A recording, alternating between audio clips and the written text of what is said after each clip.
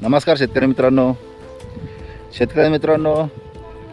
जर तुम्ही ऊस करत असाल, ऊस पीक घेत असाल तर त्याला साधारण 3 गोष्टी महत्त्वाच्या आहेत प्रामुख्याने. एक तर खत व्यवस्थापन, पाणी व्यवस्थापन आणि ऊसातील तण जे होतं त्याचं व्यवस्थापन. या 3 गोष्टी अति महत्त्वाच्या आहेत.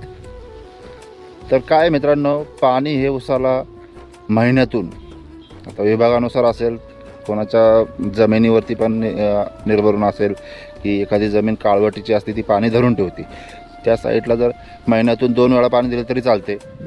आणि जिथं जमीन भुसभुशीत असेल, मऊ असेल, पाणी सोडत असेल, निचरा होत असेल जमिनीचा, तिथं साधारण महिन्यातून 3 वेळा हे पाणी मिळालंच पाहिजे ऊसाला. खताचं म्हटलं तर आपण जेव्हा ऊस लागवड करतो तर त्यावेळेस NPK, नत्र, स्फुरद आणि पालाश याचा लागवडीच्या वेळेस डोस झाला पाहिजे. आणि त्याच्यानंतर साधारण 6 ते 8 आठवड्यांनी जो कालावधी ऊसाचा फुटव्याचा कालावधी असतो त्याला प्रति एकर 1 ते 1.5 बॅग ही युरियाची झाली पाहिजे.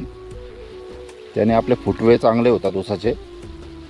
आणि मोठी बांधणी ज्यावेळेस आपण करतो त्यावेळेस NPK असेल, सिंगल सुपर फॉस्फेट असेल, युरिया असेल, हा जो डोस देतो आपण, तो डोस दिला तर तो रेझरच्या साहाय्याने माती आड झाला पाहिजे, ही काळजी घ्यायची. आणि तणनाशकाबद्दल आपण पहिल्या व्हिडिओमध्ये पण सांगितलं. जर ऊसामध्ये तण असेल तर त्याच्यात 30 ते 35% खते तण ओढून घेते, त्याच्यामुळे आपल्या ऊसाला फटका बसतो. त्याच्यामुळे ऊसामध्ये तण येऊन नका देऊ. वेळच्या वेळी तणनाशक फवारणी करावी.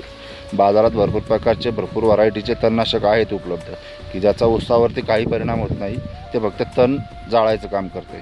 त्याच्यामुळे तुमच्या चॉईसनुसार तुम्ही तणनाशक आणून फवारू शकता, ती पण काळजी घ्यायची. मित्रांनो, या छोट्या छोट्या गोष्टींची काळजी जर घेतली तर ऊसाला वजन हे 100% वाढणार आहे आपल्या. रामकृष्ण हरी.